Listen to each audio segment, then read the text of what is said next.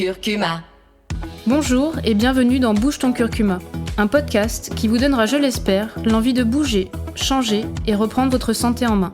Je suis Cindy et chaque semaine, je vais aller à la rencontre de professionnels de la santé complémentaire, de personnes ayant entrepris des changements dans leur mode de vie ou de tous ceux qui œuvrent pour un mode de vie plus sain.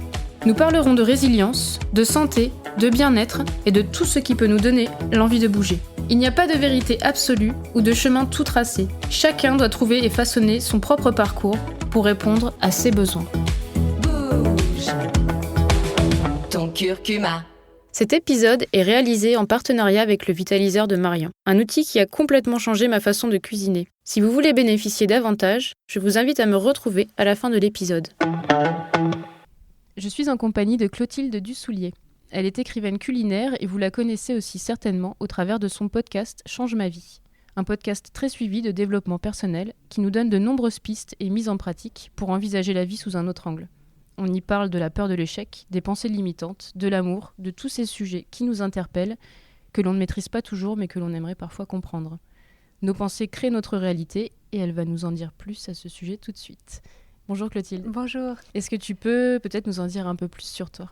Donc j'ai 39 ans, j'aurai 40 ans en 2019. J'ai 2 enfants, 2 petits garçons. J'habite à Paris, je suis mariée et j'en suis à ma 3e carrière. C'est-à-dire que j'ai commencé par faire une formation d'ingénieur en informatique. Donc j'ai travaillé quelques années là-dedans. C'est ça qui m'a amenée à vivre aux États-Unis juste après mes études dans la Silicon Valley. Et ensuite, j'ai commencé à cuisiner pour mon plaisir, avec de plus en plus de passion. Et c'est ça qui m'a donné envie de créer un blog autour de la cuisine. Donc, c'était en 2003, c'était le tout début des blogs culinaires aux États-Unis. Et donc, moi, je l'ai créé en anglais à ce moment-là. Et le blog a bien marché, ça m'a donné envie de faire plus autour de la cuisine et de l'écriture. Donc j'ai démissionné et j'ai commencé à être auteur culinaire à temps plein. Donc entre le blog, des articles pour la presse, du conseil, de la création de recettes, l'écriture de livres de cuisine, etc. Et il y a quelques années, j'ai commencé à m'intéresser de plus en plus au développement personnel, essentiellement par le biais de podcasts américains. Parce que j'écoutais beaucoup de podcasts depuis mon retour des États-Unis, notamment parce que dans mon métier d'auteur culinaire, je passais beaucoup de temps à cuisiner et à prendre des photos de ce que je faisais à manger. Et donc, j'avais beaucoup de temps mental, en fait, c'est-à-dire plutôt que d'être dans le silence de mon appartement ou à écouter de la musique, j'écoutais des podcasts et donc j'apprenais plein de choses. Et de fil en aiguille, je suis arrivée à des podcasts de développement personnel et de coaching qui étaient des disciplines auxquelles je ne m'étais jamais vraiment intéressée par le passé. Et ça a complètement changé mon univers intérieur. Ça m'a apporté des outils qui ont complètement changé ma façon d'aborder la vie et donc ma vie. Et pareil, de fil en aiguille, j'ai commencé à me dire, c'est vraiment quelque chose que j'ai envie de partager, de diffuser autour de moi d'une façon plus large que simplement auprès de mes amis. Donc en fait, c'est de fil en aiguille, on change aujourd'hui simplement d'activité. Voilà, c'est vrai, au fil ça. De nos envies, ce qui nous passionne. C'est ça. Alors c'est vrai que moi j'ai toujours été assez intuitive sur les activités que je fais. Je me suis intéressée à l'informatique à l'aube d'Internet. Je me suis intéressée à la cuisine un peu par hasard. Et en fait, j'ai jusqu'ici pu aborder ma vie en me disant ça m'intéresse, j'y vais, quoi. C'est ça, donc tu es une passionnée. Oui, effectivement. Alors, je suis assez multi-passion, c'est-à-dire qu'il y a énormément de choses qui m'intéressent. Et ma grande difficulté, c'est de n'en choisir qu'une. Voilà, c'est ça, c'est de canaliser parce que je m'aperçois qu'on travaille mieux et qu'on a un impact plus grand quand on se propose de faire une chose à la fois, bien et en profondeur. Mais si je pouvais, j'aimerais bien vivre 1000 vies en parallèle pour explorer tout ce qui m'intéresse. Donc en 2003, en fait, tu lances ton blog de fooding, Chocolate and Zucchini, c'est ça ? Voilà, c'est ça. Tu es une des premières à te lancer ? Alors je suis en fait la première française à avoir eu un blog de cuisine. Pas la première française à avoir un blog de cuisine en français, parce que ça c'est Pascal Wix qui a démarré quelques mois après moi. Mais effectivement, en fait, à l'époque, il y avait que des blogs, il y avait une quinzaine de blogs culinaires aux États-Unis. Et moi, ça me plaisait beaucoup comme format parce que je trouvais que ça permettait de parler de cuisine d'une façon qui était très conversationnelle, en fait. Ça permettait d'avoir des discussions au sujet du plaisir, des petits plaisirs de la cuisine, en fait, et de l'alimentation et du partage et des repas, de ces moments autour de la table qui me plaisaient beaucoup. Et en fait, c'est sur le modèle des États-Unis finalement, puisque là-bas, c'était peut-être déjà amorcé depuis un moment dans les blogs. En fait, moi, j'ai découvert les blogs culinaires, je pense, en rentrant des États-Unis ou quand j'y étais encore, donc en 2002-2003.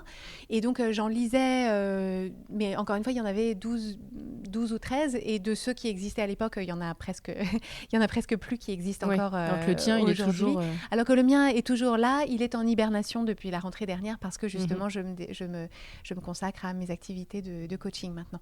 D'accord.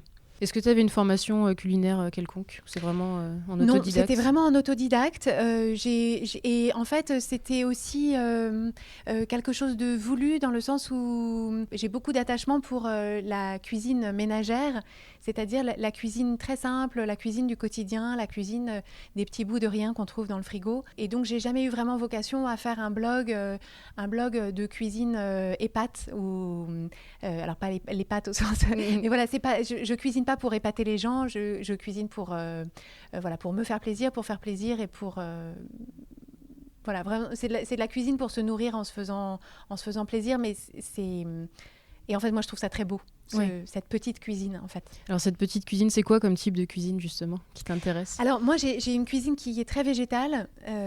Alors, ni végétarienne, ni végétalienne, ni végane, Voilà, j'ai pas d'appartenance particulière. Mais c'est vrai que les fruits et les légumes ont toujours été ma source d'inspiration numéro 1. C'est-à-dire que ma cuisine démarre par quels sont les légumes qui sont de saison, dans le panier du producteur, au marché, au magasin bio. C'est par là que ça démarre et c'est aussi par là que démarrait la cuisine de ma mère, donc je pense que c'est aussi un schéma familial. Ouais. Alors après, tu fais la rencontre de Brooke Castillo, c'est ça, dont tu en parles souvent dans ton podcast. Oui. Et qu'est-ce qu'elle déclenche en toi en fait ? Qu'est-ce qu'elle t'apprend Alors, Brooke Castillo, c'est une coach américaine qui est coach depuis une quinzaine d'années maintenant, qui enseigne, qui propose une formation et une certification de coaching et qui, en fait, à travers son podcast qu'elle a maintenant depuis, je crois, 2015 probablement, qui a eu une façon de présenter des concepts, de démêler les éléments de base de notre vie intérieure d'une façon que j'ai trouvée limpide et qui, en l'espace de 3 semaines à l'été 2016, a changé ma vie. Oui. Vraiment, en fait, elle a décortiqué des concepts. C'est-à-dire, elle m'a aidée à mettre de l'ordre dans ma vie intérieure d'une façon que je n'avais jamais touché du doigt, même en étant allée voir des psys et en me connaissant assez bien. En fait, d'un coup, elle faisait la lumière là-dessus. Et donc, moi, ça m'a énormément intéressée. Et donc, beaucoup des concepts que je présente sur le podcast viennent de son travail. Et c'est pour ça que j'ai voulu faire sa formation et sa certification. C'est parce que pour moi, elle a une façon d'enseigner ces choses qui est vraiment puissante. Et la beauté aussi des outils qu'elle a développés et qu'elle propose et que je me suis appropriée et que je repropose à ma sauce, c'est qu'en réalité, on retombe souvent sur des choses qui sont assez universelles et qu'on retrouve dans le travail d'autres auteurs. Et en fait, moi, j'aime bien retrouver ces échos-là, c'est-à-dire lire un livre de quelqu'un qui n'a rien à voir avec ça et retrouver en filigrane les mêmes concepts, parce qu'à ce moment-là, on se dit qu'on touche à quelque chose d'effectivement d'humain et d'universel, parce que tout le monde a abouti en fait au même concept. En fait, elle explique que les circonstances sont neutres, non, aussi, et qu'elles suscitent des émotions qui provoquent des réactions. Moi, ça me plaît beaucoup. Voilà, alors en fait, ce que Brooke Castillo, ce autour de quoi son approche, et donc mon approche, puisque je m'inscris dans cette façon de voir les choses, la base de son enseignement, c'est autour d'un modèle qui consiste à dire qu'il y a des circonstances autour de nous, qui sont les faits qu'on observe, et que ça, c'est neutre, et que ça ne devient un problème ou pas, c'est bien ou c'est pas bien, uniquement à partir du moment où on en pense quelque chose. Donc, on a une pensée au sujet de ces circonstances, et c'est cette pensée qu'on a qui génère une émotion. Donc, c'est ça qui fait qu'on se sent, qu'on a une émotion agréable ou désagréable. Et c'est en fonction de comment on se sent, donc de cette émotion, qu'on va agir. Donc, toutes les actions qu'on entreprend sont guidées en fait par les émotions qu'on ressent. Et en fonction des actions qu'on entreprend, on va créer des choses dans notre vie. Donc, ça va donner un résultat dans notre vie. Et en fait, si on articule toutes les situations de vie peuvent être analysées à la lumière de ce modèle et ça permet de voir les choses avec beaucoup plus de clarté et de limpidité et donc de naviguer plus sereinement en fait dans les situations. Parce qu'en fait, on comprend d'où vient complètement. On comprend d'où vient le problème, on comprend où commence notre difficulté et donc comment la traverser. C'est une personne que tu as déjà rencontrée physiquement? Oui. Et à quel moment, toi, tu as décidé de lancer ton propre podcast? Alors, j'ai démarré mon podcast au printemps 2017, donc 27 avril 2017.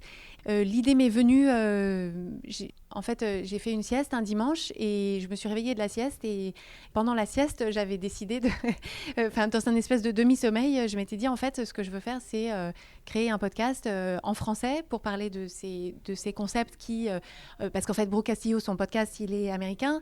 J'écoutais beaucoup de podcasts de développement personnel américain, et il y a une école américaine du développement personnel qui n'est pas la même qu'en France. Enfin, il y a une approche américaine qui est, je trouve, assez différente.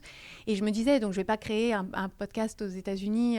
Je n'ajouterai rien aux États-Unis, mais je me suis dit, en France, où en fait ces façons-là de voir les choses ne sont pas encore diffusées, j'ai eu envie de me faire le messager d'un certain nombre de ces enseignements qui, moi, m'avaient été utiles. Et en fait, je me suis aperçue à travers ce podcast que j'avais aussi beaucoup de plaisir à enseigner en fait ces choses-là, parce que on peut les comprendre pour soi, et puis ensuite il y a des façons c'est une fois qu'on se les est appropriées, qu'on les a appliquées soi-même dans sa vie, qu'on trouve ensuite. Moi, j'ai plaisir à trouver des images ou des façons d'expliquer, ou des mises en pratique. Voilà, aussi. des mises en pratique qui me sont utiles à moi, et donc je suppose qu'elles sont utiles. Je pars du principe que si ça m'est utile à moi, c'est probablement utile à d'autres personnes, et pour l'instant, les retours semblent confirmer cette théorie. Ouais. Voilà. C'est vrai que c'est hyper important. Déjà, quand on le comprend pour soi, c'est bien, mais c'est pas toujours évident de mettre des mots dessus. De l'expliquer, c'est encore autre chose. C'est ça. Donc tu le fais très bien, ça c'est super. Et quand est-ce que tu as senti en fait qu'en France, il y avait un intérêt pour les podcasts? Parce que ça a été plus long, ça arrivait après les États-Unis aussi. Oui, alors en fait, moi j'ai créé mon podcast parce que j'adorais le format podcast, parce qu'aux États-Unis, ça s'était beaucoup développé. Et je dois dire que je n'ai pas fait de pari particulier sur le fait que le podcast français allait effectivement exploser, de la même façon que je n'avais pas fait le pari en 2003 que les blogs allaient devenir un mouvement ou un phénomène. Enfin voilà, ça fait partie de ces décisions un peu intuitives où on peut se dire elle a vu venir le truc. Non, j'avoue, je n'ai rien vu venir, j'ai juste...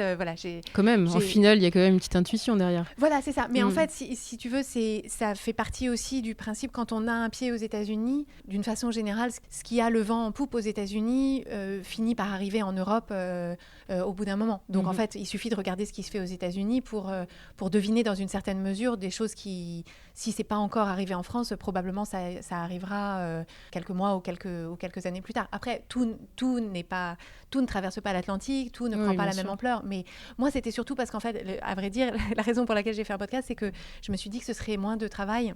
Parce que j'avais un blog, j'avais tout mon métier autour de l'écriture culinaire. Donc, je me suis dit, je ne vais pas me rajouter encore un truc. Donc, je me suis dit, je vais faire un petit podcast. Ça va.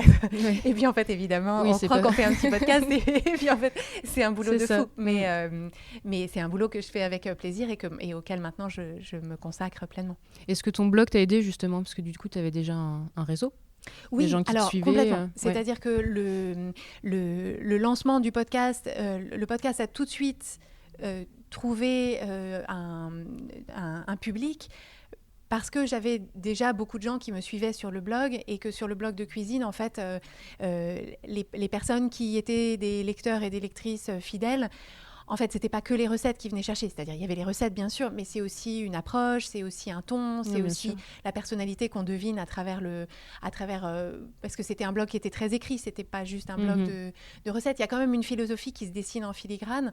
Et donc, même si je ne prenais pas ce pari à l'époque, ce que j'ai vu a posteriori, c'est qu'il y avait beaucoup de gens qui partageaient une certaine approche de la cuisine, et qui donc partageaient une certaine approche de la vie. Pas tous, je pense qu'il y a des gens qui préféraient quand j'avais un blog de cuisine, parce que le développement personnel, ça leur parle pas, ça les intéresse pas, c'est pas leur truc, et il n'y a pas de problème. Mais c'est vrai qu'il y a eu un transfert, je pense, assez important de mon lectorat francophone. Et alors, comment tu décides de tes sujets? J'ai une liste longue comme le bras de sujets que j'ai envie d'aborder. Et en fait, là, pareil, je suis assez intuitive, c'est-à-dire que c'est souvent le reflet de concepts ou de sujets sur lesquels je suis en train de réfléchir pour moi. Et comme j'ai un programme d'accompagnement que je propose en coaching, c'est aussi des choses sur lesquelles j'avance avec les personnes que j'accompagne, et où, en fait, ce qui se passe, c'est que soit pour moi-même, soit avec des clientes de coaching, j'ai l'occasion dans l'accompagnement de repérer un fonctionnement, de repérer un mécanisme et d'arriver à mettre le doigt dessus. Et une fois que j'ai réussi à l'identifier, je me dis, ça c'est quelque chose qui est... ça peut faire un sujet de podcast parce que j'ai l'impression de l'avoir exploré d'une façon que je peux transmettre. Donc c'est ta vie et ton quotidien finalement qui t'influent beaucoup, ouais. Ouais. Et les sujets qui suscitent le plus d'intérêt, est-ce que tu sais lesquels c'est ? Alors là, récemment, j'ai fait une sorte de petite série sur la peur de l'échec et la prise de décision. Et ça a été très bien reçu. Je pense qu'il y a vraiment une sorte de... Enfin oui, que la peur de l'échec, c'est vraiment quelque chose qui est très présent chez les gens. Et en fait, finalement, tout ce que je propose dans le podcast, les outils que je propose et la façon dont je les propose, n'a jamais pour objectif de faire en sorte que les gens soient parfaitement heureux tout le temps et que tout aille parfaitement bien. Pour moi, c'est pas du tout ça le but du développement personnel. Le but du développement personnel et de ces outils, c'est simplement d'arriver à comprendre dans des situations de difficulté quelle est la nature de notre difficulté et comment est-ce qu'on la traverse. Donc ça ne veut pas dire que la peur de l'échec ne se manifestera plus jamais, mais ça veut dire que quand on ressent une peur de l'échec, on a des clés qui permettent de se dire de quoi j'ai peur exactement et comment est-ce que je fais le tri entre les choses qui sont nécessaires et simplement il faut que je les traverse, ou quelles sont les choses que je m'impose alors qu'en fait c'est juste de la souffrance auto-infligée et que ça je peux m'en affranchir. Donc en fait c'est simplement c'est d'avoir une sorte de cartographie des difficultés qu'on peut rencontrer pour pas se sentir démuni. Donc ça veut pas dire qu'on est nécessairement là où on voulait aller, mais au moins on a un GPS, quoi. En fait, c'est ce que j'apprécie beaucoup dans ton podcast, du coup, c'est on peut piocher, on peut revenir sur ces outils qui peuvent nous aider au quotidien. Par exemple, on est en train de vivre un échec, on peut, allez, hop, on se rend sur la partie échec. On est en train de vivre un chagrin d'amour, hop, on va y aller. C'est des petits outils du quotidien. C'est tout à fait ça. Et l'idée, c'est d'arriver à proposer une boîte à outils qui soit suffisamment complète, où tout repose sur la même approche qui consiste beaucoup... En fait, c'est beaucoup une approche qui consiste à porter notre énergie et notre attention sur ce dont on est, nous, responsable. C'est-à-dire que l'idée, c'est de sortir du réflexe qu'on peut avoir ou de l'automatisme qu'on peut avoir qui consiste à penser que c'est la faute des autres, de rendre le monde entier responsable et du coup d'être dans l'impuissance et la colère en permanence, et de se dire, voilà, je souhaiterais que les autres fassent autrement, je souhaiterais que ça se soit passé autrement, etc. Mais les autres sont comme ils sont, ça s'est passé comme ça s'est passé. Donc maintenant, qu'est-ce que j'ai, moi, comme ressources, qu'est-ce que je peux développer, moi, entre moi et moi, pour essayer soit de me sortir de la situation, soit de faire évoluer la situation, soit de la voir différemment pour la vivre différemment. Mais c'est vraiment cette idée de toujours se remettre aux commandes de son expérience, parce que pour moi, le pire qui puisse se passer pour un être humain, c'est d'avoir l'impression d'être bloqué dans une situation, de ressentir de l'impuissance, en fait. Parce qu'une fois qu'on a l'impression, si on est dans une situation dans laquelle on a l'impression qu'on ne peut rien changer, c'est le désespoir et c'est la fin, c'est la fin de l'histoire. Et donc l'idée, c'est toujours de se dire que dans toutes les situations, même les plus difficiles, tant qu'on est vivant, il y a quelque chose sur lequel on a un levier. Et que tant qu'on se concentre sur ce levier, même tout petit, au moins on n'est pas dans l'impuissance. Donc ça fait partie d'une de mes prochaines questions, mais puisque tu l'abordes, on peut redevenir acteur de sa vie, tout simplement. C'est-à-dire que dans des situations les plus difficiles, comme tu le dis, moi j'ai vécu la maladie, et au moment où j'ai vu que je pouvais redevenir acteur de ma santé, ça m'a libérée. D'autres vont trouver ça assez culpabilisant de parler de responsabilisation, alors qu'en fait, c'est quand même assez libérateur comme concept. C'est ça. Pour moi, cette idée de responsabilité, elle est très différente de la culpabilité. C'est-à-dire que le fait de se sentir responsable de sa propre vie, ça ne veut pas dire qu'on est coupable des erreurs qu'on a faites nécessairement. C'est-à-dire que cette responsabilité, cette idée de se... En fait, l'idée, ce n'est pas de dire qu'on est responsable de tout ce qui nous arrive, parce que c'est pas vrai, on n'est pas responsable de tout ce qui nous arrive. Il y a tout un tas de choses qui nous arrivent qui sont de la responsabilité d'autres personnes, et on était au mauvais moment, au mauvais endroit. C'est simplement de se dire qu'il y a toujours une partie dont on est responsable, et que si on est responsable, ça veut dire qu'on est aussi capable de jouer sur cette zone de responsabilité. Et donc dans le cas d'un problème de santé, par exemple, ça ne veut pas dire c'est de ma faute, ça ne veut pas dire je n'ai que ce que je mérite, mais ça veut dire à partir de maintenant et pour la suite, il y a un certain nombre de choses que je peux essayer de faire, et parfois je ne vais pas réussir, et c'est pas grave, je vais faire du mieux que je peux, mais en tout cas de porter notre attention sur ce qui est dans notre pouvoir et dans notre contrôle. Bien sûr. Depuis que tu mets toi en pratique ces outils de l'esprit, est-ce que ton rapport à la santé a changé ? Alors, mon rapport à la santé mentale et à la santé émotionnelle, énormément. C'est-à-dire que moi, j'ai le sentiment que le discours autour de la santé aujourd'hui, il est très... on parle beaucoup de la santé dans son volet physique, donc le fonctionnement du corps, l'alimentation, les substances auxquelles on s'expose ou on ne s'expose pas, et que ça, je suis complètement d'accord, c'est hyper important. Mais la plupart du temps, les gens n'ont absolument aucune ressource et aucun outil pour s'occuper de leur santé émotionnelle et de leur santé mentale. C'est-à-dire qu'en fait, on a une façon d'accompagner la santé mentale qui est dans la maladie mentale. Mais en fait, on ne s'occupe pas du tout de faire en sorte que... Enfin, on ne fait pas de préventif sur la santé émotionnelle et la santé mentale des gens. Et moi, c'est vraiment là-dedans que je m'inscris, parce que la santé émotionnelle, c'est la santé physique, parce que les émotions, c'est un phénomène physiologique qui se ressent effectivement dans le corps, et que même si ce sont des choses, on est dans les balbutiements de la recherche médicale autour de ça, on sait que les effets du stress sur la santé, sur l'inflammation, etc., sont de plus en plus mis en évidence. On a des pistes là-dessus, et moi, je pense vraiment que la gestion des émotions, et en particulier le fait de ne pas avoir de résistance aux émotions négatives, fait partie de la santé, de la façon dont on peut s'occuper de son corps, voilà, et de s'accompagner vers la forme, l'énergie et la longévité. Alors justement, quelle est ta définition de la santé ? Pour moi, c'est simplement l'absence de maladie dans un premier temps. Et donc, je remercie le ciel d'être dans cet état-là. Mais ensuite, moi, j'associe beaucoup la santé avec le fait de se sentir bien. Et donc l'absence de douleur et l'absence de souffrance. Et c'est là que je rebondis à nouveau sur cette idée de santé émotionnelle, c'est qu'il y a beaucoup de gens qui sont en bonne santé physiquement, c'est-à-dire ils n'ont pas de souffrance physique, globalement ça va bien, mais par contre ils ressentent beaucoup de souffrance émotionnelle. Et que pour beaucoup de gens, en fait, ils ajoutent à ça une dose de culpabilité en se disant « mais je suis en pleine forme, j'ai un travail, peut-être je suis en couple, peut-être j'ai des enfants, sur le papier tout va bien, comment ça se fait que je n'arrive pas à être radieuse, heureuse, et comment ça se fait que tout ne va pas bien en fait ?» Et puis finalement, la santé émotionnelle découle souvent par la suite vers des problèmes de santé physique. C'est ça. C'est-à-dire que moi, ce que je constate avec les personnes que j'accompagne et avec moi-même aussi, c'est que quand on n'a pas d'outils pour comprendre sa vie émotionnelle et que donc, comme on ne la comprend pas, les émotions négatives, on a tendance à y résister, à les mettre sous le tapis, etc.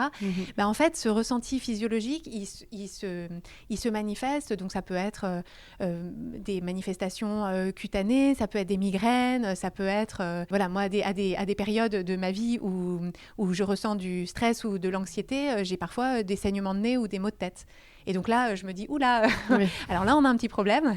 Et voilà, j'ai longtemps eu des problèmes d'eczéma, par exemple, qui se manifestaient à des moments de stress parce que j'avais pas d'outils pour gérer mon stress ou pour comprendre ce qui se passait pour moi. Et c'est la façon dont le corps signale Alors en fait, on a envoyé des signaux, mais comme ça n'a pas été pris en compte, on va mettre une petite plaque d'eczéma ou un petit saignement de nez. On va voir si cette visible. Fois, ça va être difficile de passer à côté là. Donc... Et malgré tout, des fois, on passe quand même à côté. Ah bah oui, c'est ça. Oui. Si on sait pas les lire, on sait pas les lire en fait. Donc, c'est ça. Alors du coup, ma prochaine question, c'est comment tu définis la maladie ? Oui, c'est des bonnes questions que tu poses. La maladie, pour moi, c'est un ensemble de sensations qui sont douloureuses, qu'on peut mettre ensemble ou pas sous l'histoire d'une maladie. C'est-à-dire que, en fait, ce que je trouve compliqué dans cette idée de maladie, c'est qu'on aimerait bien pouvoir dire, il y a une liste de symptômes égale, donc ça plus ça plus ça égale telle maladie. Mais ce qu'on voit beaucoup, c'est qu'il y a beaucoup de gens qui, en fait, ont un faisceau de symptômes et ils n'ont pas forcément une étiquette à mettre en face, et que ça peut être assez compliqué. Ça fait un peu partie de notre société actuellement, parce qu'on veut une étiquette sur quelque chose, mais parfois... Oui, c'est ça. Il n'y a pas d'étiquette. C'est des problèmes vastes. Et puis, comme tu le disais, la maladie peut être le reflet d'un problème émotionnel. Oui. Le corps nous parle, en fait. Oui, c'est ça. Il faut l'écouter. Penses-tu, donc on en a déjà parlé, mais penses-tu qu'il soit possible d'agir en amont de la maladie ? En amont de la maladie, au sens physique du terme, je me sens pas en position, d'avoir des recommandations là-dessus, parce que je pense vraiment, c'est d'ailleurs ce que tu dis en introduction de ton podcast, c'est que je pense que c'est des situations qui sont tellement variées, on a tellement des corps humains qui sont d'une telle complexité, avec des histoires qui sont tellement différentes que voilà, moi j'ai eu plutôt de la chance avec ma santé jusqu'ici, donc je m'estime pas du tout en position de donner des leçons à qui que ce soit. Par contre, parce que là par contre c'est mon métier, au sujet de la santé émotionnelle et de la santé mentale, ça il me semble que ce sont des choses dans lesquelles, je trouve que finalement cette idée de développement personnel ou de s'intéresser à ce qui se passe dans notre tête, dans notre cerveau, etc., c'est pas encore rentré dans les mœurs. On peut avoir l'impression de recevoir des jugements un peu genre non mais alors moi évidemment si j'avais le temps moi aussi je lirais des livres de développement personnel. Il peut y avoir un côté un peu un jugement de nombrilisme ou un jugement de faiblesse ou voilà avec tes petits problèmes d'émotion, voilà quelque chose d'un peu pas pris au sérieux.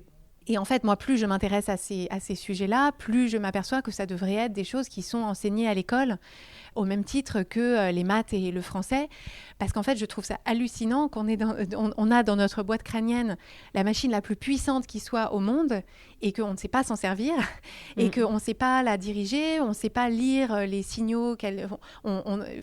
Notre cerveau nous dirige plutôt qu'on ne dirige notre cerveau et qu'on passe à côté quand on n'a pas les outils pour comprendre ce qui s'y passe et pour le diriger intentionnellement. En fait, on passe à côté d'énormément d'opportunités, d'énormément d'expériences, etc. Parce qu'en fait, on est en roue libre totale, en pilotage automatique et on pense que c'est le mieux qu'on peut faire alors que non. Oui, non, bien sûr. Et on rentre encore dans le principe de la prévention, que ce soit émotionnelle ou physique, on devrait l'apprendre dès le plus jeune âge. C'est ça. Donc, tu as écrit plusieurs livres de recettes. Oui. Et quelle place tu accordes à l'alimentation dans la santé ? Dans ma vie personnelle et dans ma vie familiale, c'est, je crois, le volet avec ma gestion de ma santé émotionnelle et la gestion de la santé émotionnelle de mes enfants, parce que je ne m'occupe pas de la santé émotionnelle de mon mari. J'estime que c'est pas, la coach ne doit pas coacher son mari. Il se trouve qu'il s'en tire très bien, mais à côté de la gestion de la santé émotionnelle de chacun, je pense que clairement l'alimentation, c'est pour moi mon mode de prévention principal. Et en fait, ça a le bénéfice aussi que on en sent les effets très vite. C'est-à-dire que quand on traverse une période pendant laquelle on mange moins bien, moins frais, tout ça, en fait, on le sent tout de suite en termes d'énergie, de comment on se sent.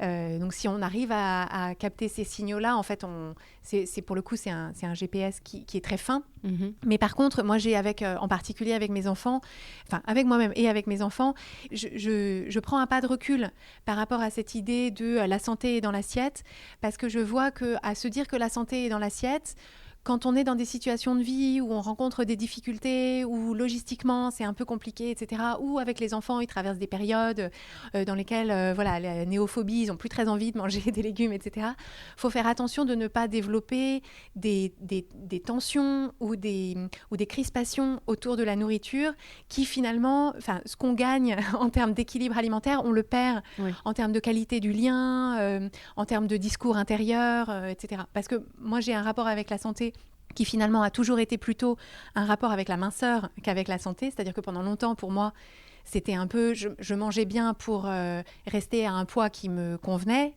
plutôt que dans l'idée de vivre jusqu'à 120 ans. Mm-hmm. Parce que je pense que quand on a 20-25 ans, on pense que, moi en tout cas, je me sentais relativement invincible et immortelle. Donc c'était plus des questionnements autour de la minceur et où du coup, c'est si je mange moins bien que je pense que je devrais manger, il se développe à ce moment-là tout un discours intérieur de culpabilité, de regret, d'injonction, de privation, etc., qui finalement fait plus de tort que le hamburger qu'on a mangé, quoi. C'est hyper intéressant ce que tu dis. Parce que oui, quand on focalise trop sur un contenu parfait d'une assiette, c'est vrai qu'à côté, on peut développer des comportements complètement improbables, des boulimies, des anorexies. C'est vrai qu'on en entend aussi beaucoup parler en ce moment. C'est ça. Et en fait, moi, ce que je remarque aussi beaucoup, c'est que donc il y a des troubles du comportement alimentaire qui sont finalement c'est le côté très accentué du spectre, où effectivement, c'est des personnes qui ont vraiment qui sont en détresse, qui ont vraiment besoin d'aide, pour qui ça devient vraiment pathologique.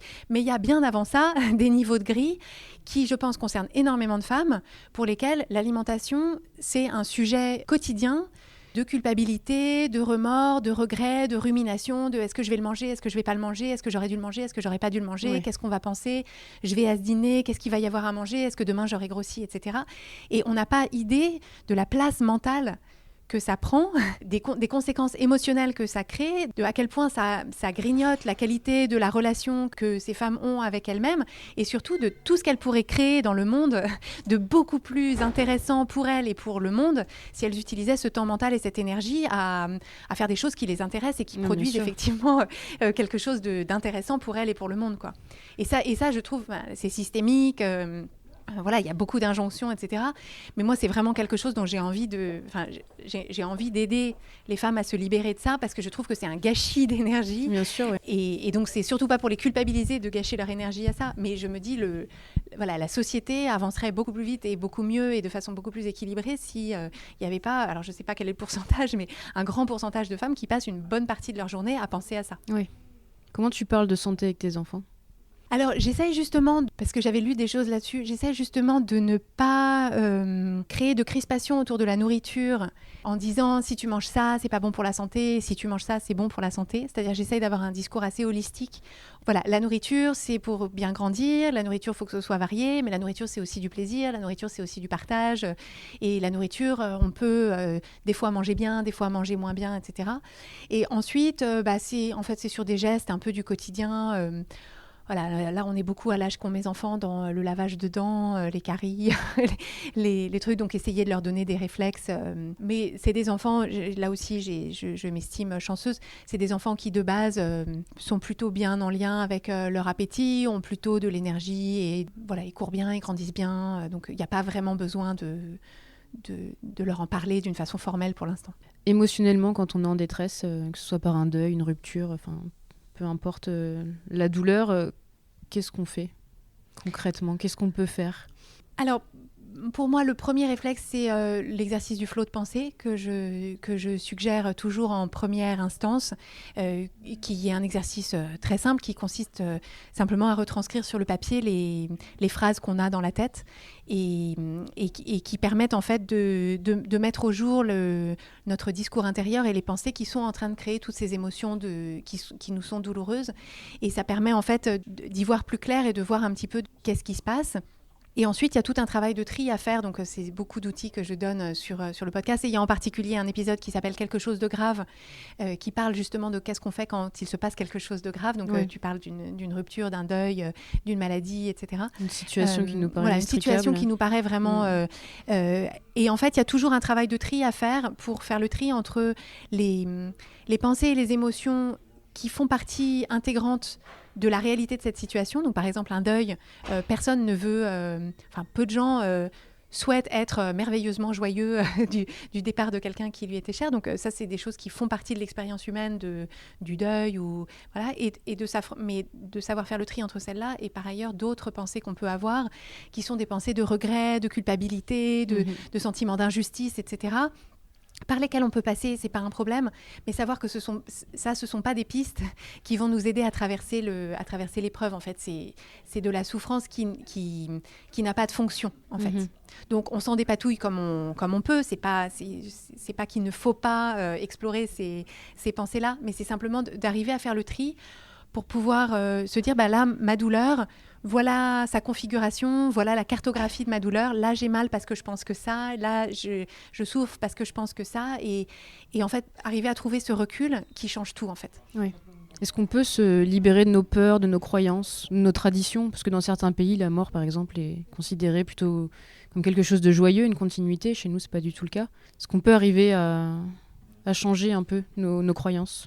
Alors moi, je suis convaincue qu'on peut, c'est-à-dire que nos croyances, ce sont juste des pensées qu'on a pensées beaucoup et que du coup, on ne remet plus en question. Et donc, ces pensées, elles n'étaient pas dans notre cerveau au moment de notre naissance, c'est simplement qu'on les a intégrées au fil du temps. Et il se trouve que la plasticité du cerveau fait que si on le souhaite, donc faut en avoir vraiment envie, on peut faire le travail de reprogrammation du cerveau qui consiste simplement à se proposer de penser autre chose et de le penser suffisamment pour que ça devienne la nouvelle croyance. Ça, pour moi, c'est quelque chose qui est complètement éprouvé et qui est d'ailleurs prouvé au sens scientifique du terme. Il y a une réalité neuroscientifique qui va avec, et ça fait partie du travail que je fais avec les personnes que j'accompagne en coaching. D'accord. Donc si on veut approfondir le sujet, on vient te rencontrer ou on écoute tes podcasts. Voilà, c'est ça. Donc, dans un premier temps, je pense que le podcast, c'est vraiment le premier point d'entrée pour savoir, parce que moi, ce sont des outils que je propose. J'ai une approche, j'ai un ton, j'ai une façon d'expliquer ces choses qui parlent à beaucoup de gens et qui ne parlent pas du tout à d'autres. Donc, je ne présuppose pas que mon approche est la bonne pour tous, mais pour ceux à qui ça parle et qui ont envie d'aller plus loin, j'ai un programme d'accompagnement qui s'adresse spécifiquement aux femmes qui travaillent et qui ont des enfants, et qui ont des problématiques de charge mentale, d'anxiété, et qui en fait ont un peu de mal à trouver leur place au milieu d'une vie qui est très remplie et dans laquelle elles ont l'impression de s'épuiser un peu à essayer de répondre aux besoins de tout le monde. Et donc ce programme, il y a des informations sur changemavie.com/coaching. Okay. Il y a toutes les informations sur ce programme. Qu'est-ce que tu fais toi pour rester en bonne santé ? Moi, je m'écoute beaucoup. Pas au sens de l'expression, tu t'écoutes un peu trop, pas au sens de la complaisance, mais au sens où je suis très attentive en fait à ce qui se passe dans mon esprit en premier lieu et dans mon corps, même si c'est comme je suis plutôt quelqu'un qui vit dans ma tête que dans mon corps, ça me vient plus facilement d'écouter ce qu'il y a dans ma tête que dans mon corps, mais j'y travaille. Mais c'est d'essayer de me dire en fait que j'ai tout en main, mais que les outils de navigation qui m'ont été donnés en même temps que ce corps et cet esprit, il faut apprendre à s'en servir et il faut les utiliser. Et donc essayer d'être présente à moi-même pour pouvoir m'accompagner en fait. C'est-à-dire savoir, aujourd'hui c'est un jour de petite forme, aujourd'hui c'est un jour de grande forme, et pouvoir essayer d'ajuster ce que je me propose de faire et ce que j'attends de moi en fonction de ça. Qu'est-ce qu'on peut te souhaiter pour la suite ? Beaucoup de présence. En fait, moi, c'est vraiment ça C'est vraiment ça mon objectif, c'est de la présence à moi-même, de la présence aux autres. Je pense que c'est vraiment là qu'on trouve tout. Merci beaucoup Clotilde. Merci Cindy. Bouge ton curcuma. Si le vitaliseur de Marion vous intéresse et que vous souhaitez bénéficier davantage, n'hésitez pas à me contacter via le site Curcuma Box en précisant que vous êtes auditeur de Bouge ton curcuma. À bientôt pour un prochain épisode.